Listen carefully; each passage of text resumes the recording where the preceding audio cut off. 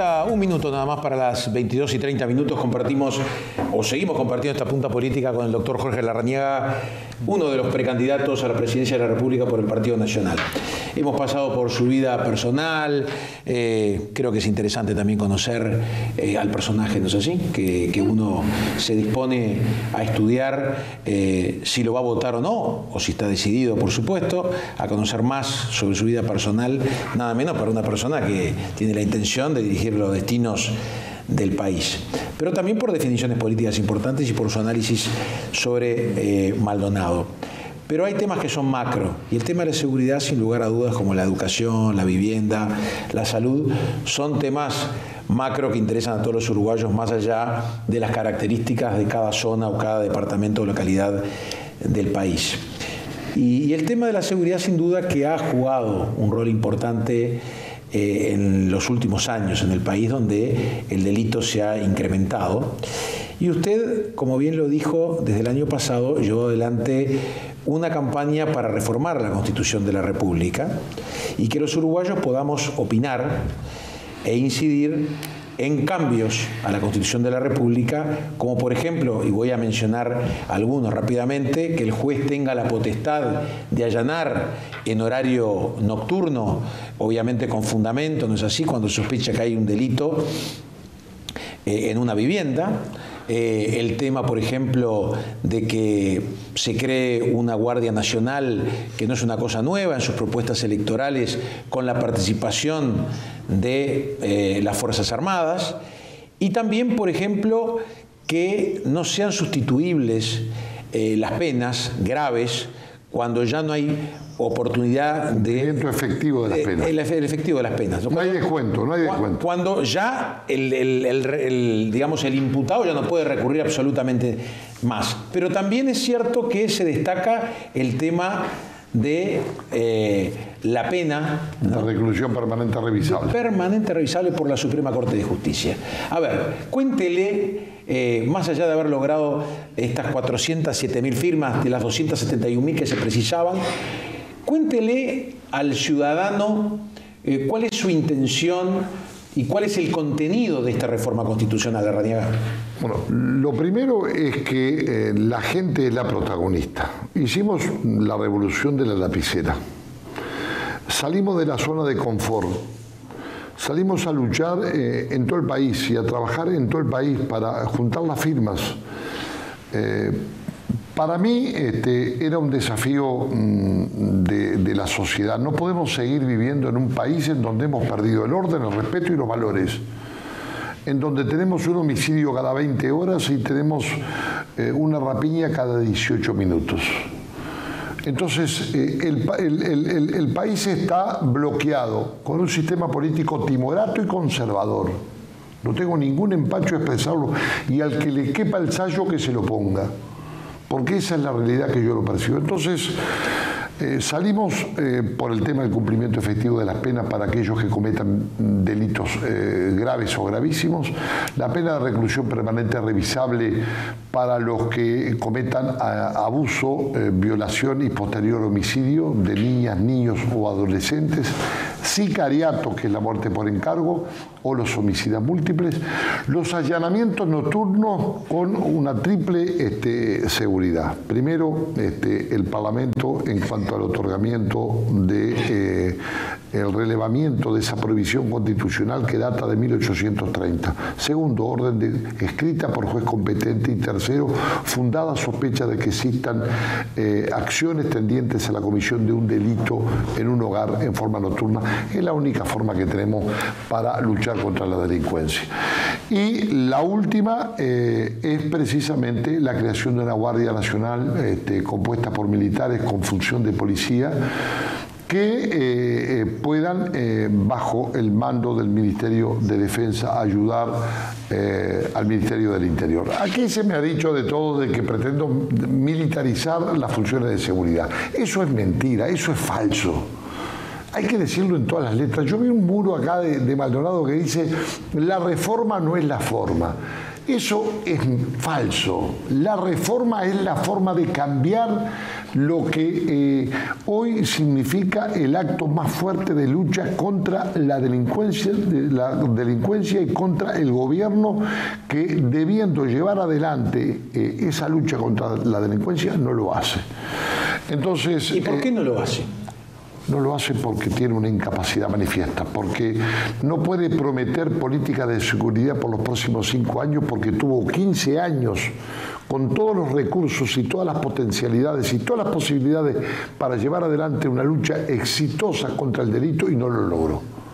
Entonces, por eso... Sin embargo, yo no lo quiero sacar de este tema, porque usted quiere hablar sobre esta reforma constitucional y este plebiscito para el mes de octubre. Pero este gobierno ha dotado mejor a la policía y le ha aumentado, obviamente también con la aprobación parlamentaria en las rendiciones y presupuestos nacionales, con votos del Partido Nacional, ha mejorado los salarios de la policía. Perfecto, eso lo reconocemos, pero los resultados son malos.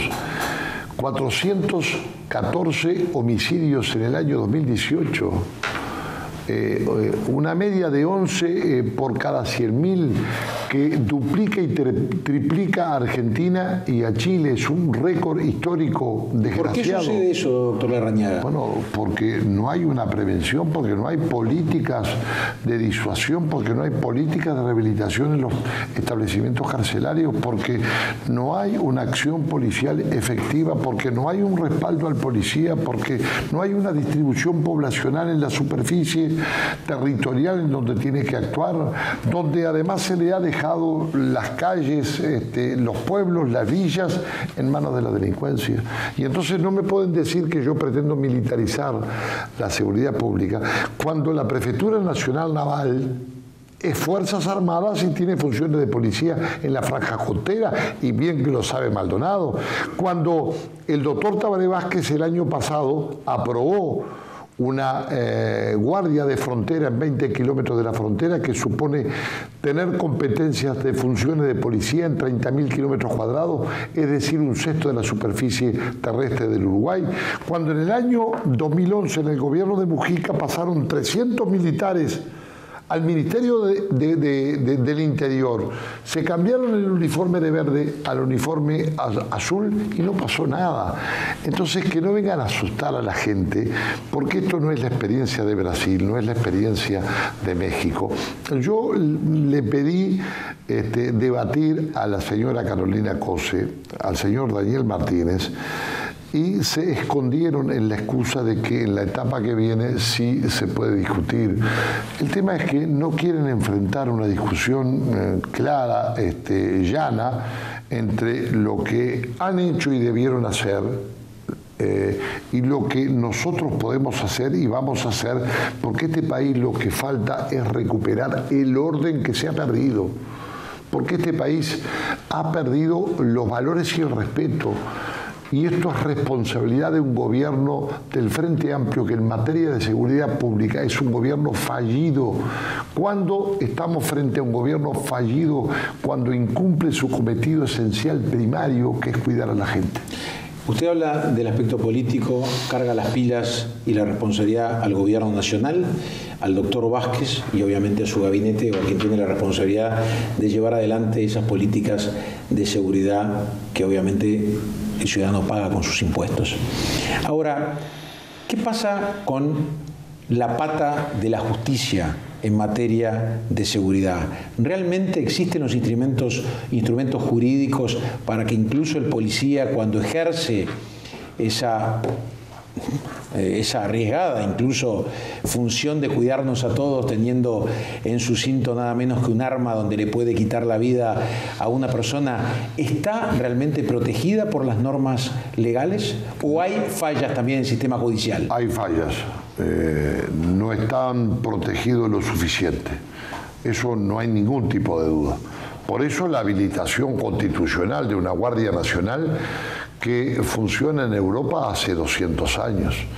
Tenemos deficiencias en el Código del Proceso Penal, al cual el gobierno logró que se aprobara en el Parlamento incluso algunos artículos votamos, o muchos de los artículos votamos desde la oposición, pero después lo pretendió utilizar como una excusa para justificar el incremento del delito. Eso es una hipocresía mayúscula. Entonces, por supuesto que hay que tener correctivos en el Código de Procedimiento Penal. Por supuesto que hay que limitar algunas cosas del procedimiento abreviado. Por supuesto que hay que evitar que el policía esté más tiempo a veces que el chorro o el delincuente, que sale más rápido del juzgado que el policía. Por supuesto que hay que proteger el régimen de legítima defensa incompleta para el policía en un estatuto policial que lo prevenga de situaciones en donde tiene que recurrir o emplear la utilización del arma. Por supuesto que hay una... Ahora, ¿qué pasa?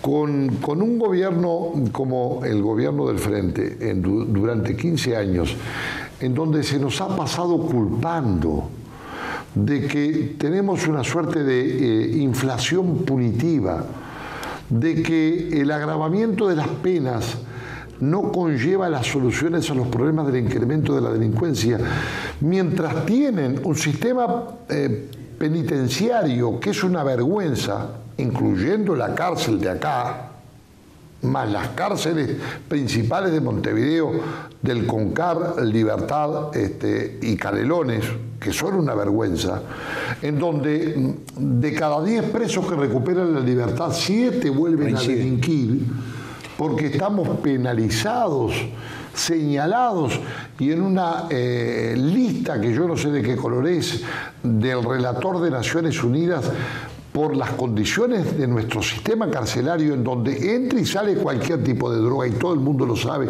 y donde hay un negocio millonario que no se atreven a meterle el diente, en donde no funcionan en algunos casos las cámaras de vigilancia a los ingresos de los establecimientos penitenciarios, bueno, tenemos esta situación. Bien, ahora, doctor Larrañaga, me parece interesante este último punto del sistema carcelario, ¿no es así? Primero, obviamente, defender y proteger al laburante, al trabajador, al joven, a la señora. Miren lo que le pasó el otro día a la edila Sumarán, ¿no es así? Lo vimos todo. Lo vimos todo, salió por todos lados, pero ojo, porque es la edila Sumarán. Pero ¿cuántas Edila Sumarán o Magdalena Sumarán hay en barrios enteros de Maldonado que nadie conoce y le roban lo que no puede sustituir? Todos los días y en todas las horas. Bien, ahora... Yo voy a relatar experiencias personales o familiares. Correcto. Dicho eso, obviamente que está el tema carcelario, ¿no?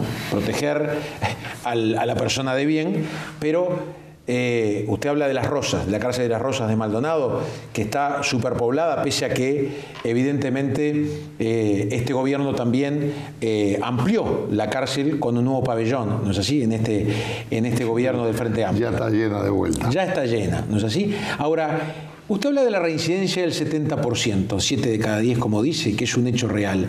Ahora, haciendo más cárceles es obvio, estoy diciendo obviedad, no quiero ser original o pretender ser original, más cárceles no se soluciona el problema, doctor Larrañaga. ¿Y cómo se puede revertir, comenzar a revertir ese 70% de reincidentes? Es decir, que quien comete un delito, ¿no?, para no analizar el delito, se pueda de alguna forma reformar, reciclar y reinsertarse en la sociedad. Pero haciendo lo primero que hay que hacer es terminar con el relajo de las cárceles. Eso es lo que primero hay que hacer. Hay que mandar dentro de las cárceles. En las cárceles mandan los presos, no mandan los carceleros, ni el Instituto Nacional de Rehabilitación. Mandan los presos, son los que fijan las reglas. Usted va al juzgado de libertad y ahí hay una cantidad de expedientes de extorsión que se hacen con teléfonos desde la cárcel de libertad a los familiares de los propios compañeros presos, por los cuales piden recursos económicos en régimen de extorsión para proteger a los que están de compañeros de celda o de módulo. Entonces, lo primero es que hay que terminar con el desastre que estamos viendo también por televisión dentro de las cárceles. Poner orden. Después hay que clasificar a los presos. Usted no puede poner un primario que algo se hace, pero con delincuentes consuetudinarios. ¿De dónde salió todo aquel desastre de los cajeros que explotaban y reventaban todos los días? 70 creo, 70 y pico explotaron. Bueno, el invento lo trajeron algún preso chileno que después cundió en el ejemplo a través de la universidad del delito que es en las cárceles. Entonces tenemos que construir más cárceles, tenemos que hacer que los presos trabajen. No por voluntad, porque no se puede coercitivamente hacerlos trabajar, pero que voluntariamente tengan algún tipo de atractivo para ganarse una mejor condición en lo que pueda significar sus condiciones carcelarias. Entonces, el país tiene que invertir eso. ¿Sabe por qué? Porque si no, en vez de la sociedad meterse en la cárcel se mete en la sociedad. Es una buena frase, ¿eh?, para titular. Me salió ahora. Ahora, sin duda que esta papeleta por el sí, solo papeleta por el sí, va a estar en todos los circuitos electorales del país el último domingo de octubre, cuando el ciudadano concurra para elegir su papeleta para votar presidente de la República con su respectiva lista de senadores y diputados. Eso va a estar obligatoriamente y solo una papeleta por el sí. Por supuesto, sí, eso es obligación de la Comisión Electoral. O sea que el elector va a optar por tomarla o no y colocarla en el sobre. Vamos a pedir la cadena nacional de radio y televisión. En otras oportunidades similares se otorgó y la Corte Electoral tiene la obligación de que la papeleta por el sí de la reforma esté conjuntamente con el resto de las papeletas de todos los partidos políticos habilitados. Bien. Ahora, yo creo que también tenemos que meterle el diente al trabajo, tenemos que meterle el diente a la educación y tenemos que meterle el diente a las políticas sociales que tengan contraprestación para evitar una suerte de circuito maléfico en donde el pobre no sale de la pobreza. Es decir, el país necesita en muchas áreas un cambio muy fuerte, un cambio de timón muy fuerte, con políticas centralizadas en la defensa del trabajo que se está perdiendo. Hemos perdido 60.000 puestos de trabajo en los últimos 4 o 5 años. Hemos perdido también puestos de trabajo en la industria de la construcción y esto también lo termina pagando Maldonado. Hemos perdido puestos de trabajo en todo el Uruguay porque en todo el país en donde recorremos... En el sector privado. Sí, por supuesto. En el sector público ganamos un estadio centenario repleto. Bueno, más que un estadio centenario repleto, porque en un estadio centenario repleto no son 80.000 personas. Y para terminar, yo sé que el tema del empleo, del trabajo, de la educación, de la salud, vaya que la educación es importante en todo lo que estamos hablando para bajar el índice delictivo, para que cambiar la sociedad. Creo que ahí está la sustancia de educar a las futuras generaciones. Y para defender a los que ahora son niños y que tienen que ser preparados para la vida que viene, donde se van a perder miles de puestos de trabajo por la robótica, por el Internet de las cosas, por toda la modernidad que va a sustituir millones de puestos de trabajo según un estudio de la OIT. El mundo está cambiando a una velocidad que no nos damos cuenta. De vértigo, no nos damos cuenta. Creo que supera hasta la clase política, sin duda, pero es bueno que la mencione. Sin duda, porque además mañana se apropia cualquiera de los grandes monstruos en materia de comunicación de este reportaje. Claro. Ay, no precisan de Guillermo Lucich, porque tienen el periodista simplemente por meterlo en la red de Facebook o de Instagram o de, yo qué sé, de Google, de Safari, de lo que sea. Esa es la realidad. Por eso yo peleaba por los medios de comunicación y voy a seguir peleando para buscar líneas tributarias que lo exoneren de los aportes patronales a todos los medios de comunicación del país como forma de cultivar este periodismo, que es periodismo de comunicación, periodismo político, periodismo de sociedad. Doctor Larrañaga, quiero terminar con una pregunta que tiene que ver con el sindicalismo. Hoy se habla de un poder sindical muy importante. Más allá de no definirlo como el brazo político de la izquierda, más allá que existen esos vasos comunicantes clarísimos de los dirigentes hoy... Yo lo defino peor que usted. No, yo no lo defino, se define así. Yo digo que el Ministerio de Trabajo es el Ministerio del PICNT. Bien. Ahora, si usted es presidente de la República, sí, ¿cómo manejaría ese sector sindical que ha ganado espacio y poder dentro de las decisiones políticas o ha condicionado al sistema político nacional? Con mucho diálogo, con mucha fortaleza y con serena posición en la discusión, pero también aclarando los tantos de que no se puede aceptar más una suerte de dictadura sindical en donde, por ejemplo, ahora utilizan la Federación de Funcionarios de ANCAP para generar una suerte de amenaza por el conflicto con Petrobras, en donde nosotros nos ganamos de adversario y de enemigo nada menos que a Brasil. Pavada de caramelos chatos, dijera mi abuela. Es decir, estamos permitiendo que las relaciones internacionales de nuestro país terminen siendo influenciadas por las relaciones laborales, donde un sindicalista terminó diciendo que el conflicto de Petrobras era por Bolsonaro, por el lío de la compañía del gas. Es decir, ese tipo de cosas están no protegiendo al trabajador, están debilitando al trabajador, están perjudicando los puestos de trabajo.